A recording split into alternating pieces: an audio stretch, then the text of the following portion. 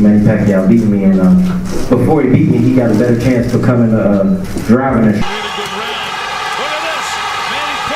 Adrian Broner strutted in like a wannabe gangster, convinced he could humble Manny Pacquiao with swagger and trash talk.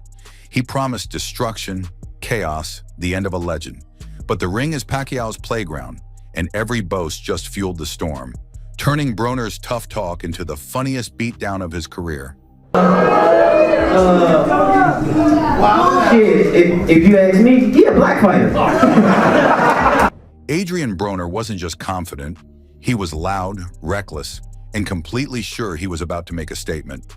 The self-proclaimed problem strutted around with his chains flashing and his crew hyping him up like a mixtape rapper before a street battle. He mocked Pacquiao's age, his accent, his smile, everything. "He is too small, too old," Broner laughed, as if the fight was already decided. But behind the sunglasses and stage bravado, Broner wasn't ready for what was coming. Because across from him stood not just a fighter, but a living legend who built his career on silencing men exactly like him. Motherfuckers better clap for me. While Broner was busy playing superstar, Manny Pacquiao was somewhere quiet, training like he was still 25. No circus, no noise, just sweat, discipline, and prayer. At 40 years old, most fighters are thinking about retirement. Manny, he was still chasing greatness. For him, this wasn't just another payday. It was another chance to prove that humility doesn't age, but arrogance expires fast. Broner spent fight week flexing for cameras, surrounded by flashing lights and hangers-on. Pacquiao spent it shadowboxing under dim gym lights, his face calm, his rhythm sharp. It felt like two different worlds were about to collide. One built on hype, the other built on history. Protect yourself at all times. God bless you both. Touch up. Then came fight night, January 19th, 2019, the MGM Grand in Las Vegas. Every seat filled, every camera pointed at the ring. The atmosphere buzzed with tension. On one side, Broner made his entrance, looking like a rapper headlining a concert, not a man about to face one of the deadliest southpaws in boxing history. Boxing not letting like this all night. Across from him, Pacquiao entered quietly. No theatrics, no forced grin, just focus. A man who'd fought through poverty, politics, and legends, standing across from someone who treated the sport like a performance. Can the younger man take out the legend? But youth doesn't always mean hunger. As soon as the bell rang, that truth hit Broner harder than any punch. And you always wonder. Pacquiao didn't start slow. He stepped in fast, bouncing on his feet, peppering jabs, setting a rhythm Broner couldn't read. Every time Broner tried to counter, Pacquiao was already gone. The so-called problem had no solution. Broner barely threw 20 punches that first round, while Pacquiao controlled everything. Pace, distance, energy.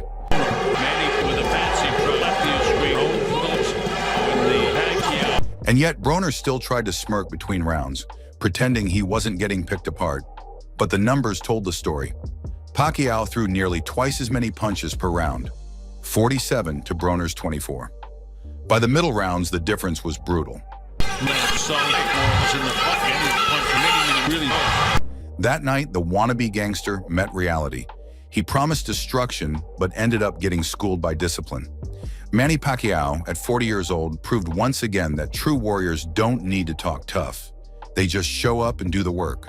Broner had swagger, Pacquiao had legacy, and under those bright Vegas lights, legacy won.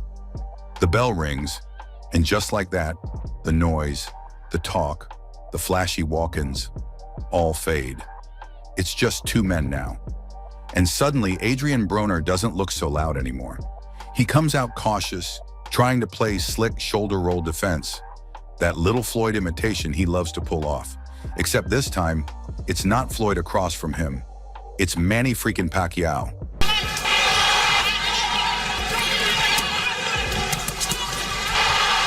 The man moves like a blur, darting in and out, left hand cocked like a lightning bolt.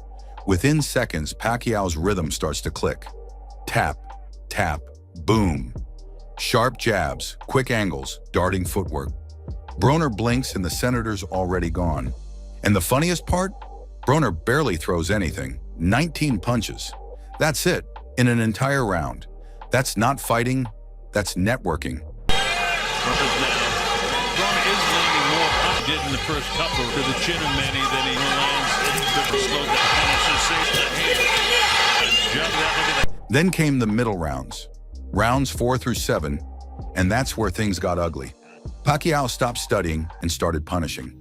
He wasn't just landing shots anymore. He was sending messages. Every jab said, "Respect your elders." Every left hand screamed, "Talk less." The crowd was eating it up. You could hear the chants building, echoing through the MGM like thunder. Looping left hand stroke by Manny Pacquiao. He's on the assault. Round 7 was the moment Broner's confidence officially clocked out. Pacquiao cornered him, unleashed a blistering combo. Left hook, right straight, another left. Boom! Broner's legs wobbled like a man trying to balance on a skateboard for the first time. The crowd exploded.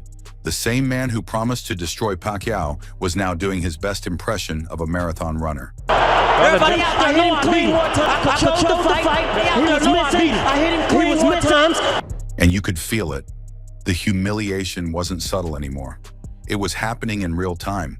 Manny Pacquiao, at 40 years old, was chasing this man down like time itself. Relentless, inevitable, merciless. Broner's corner was yelling, panicking, trying to wake him up. But how do you wake up from a nightmare that's happening with your eyes open? Less than 8 in the round. Punches that you had couldn't get on, and it seemed as though your punches was the most. Let's put it in numbers. Pacquiao landed 112 punches that night. Broner? Barely 50. That's not even half. And that's including all the jabs he threw at the air. Statistically, it was domination. Emotionally, it was a schooling. For someone who said he'd beat that boy, Broner sure looked like he'd just enrolled in the Manny Pacquiao masterclass. First lesson, humility.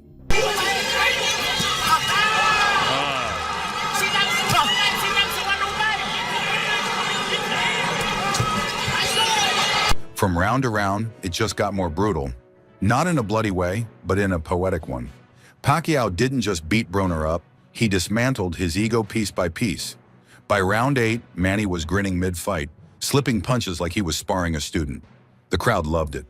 Broner started clinching more, backing up, trying to buy time. You could almost hear his thoughts. What happened to the plan? But there was no plan. There was just Manny, fast, focused, and fearless. Every combination was tighter, cleaner, crueler.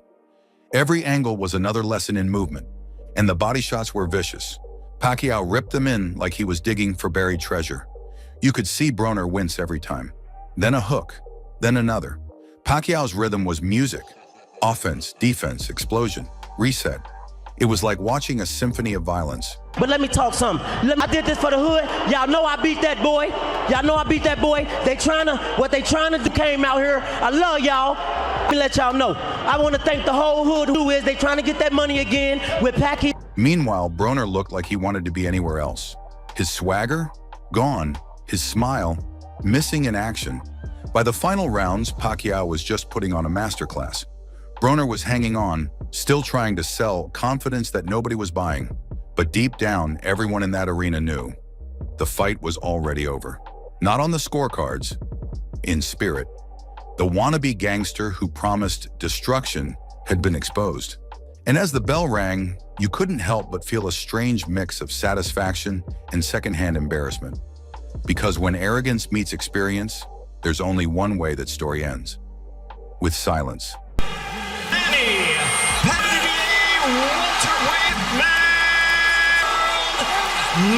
Champion of the world and still The final bell rings, and before the echo even fades, Manny Pacquiao raises his hands, smiling like a man who already knows what the judges are about to say. The MGM grand erupts.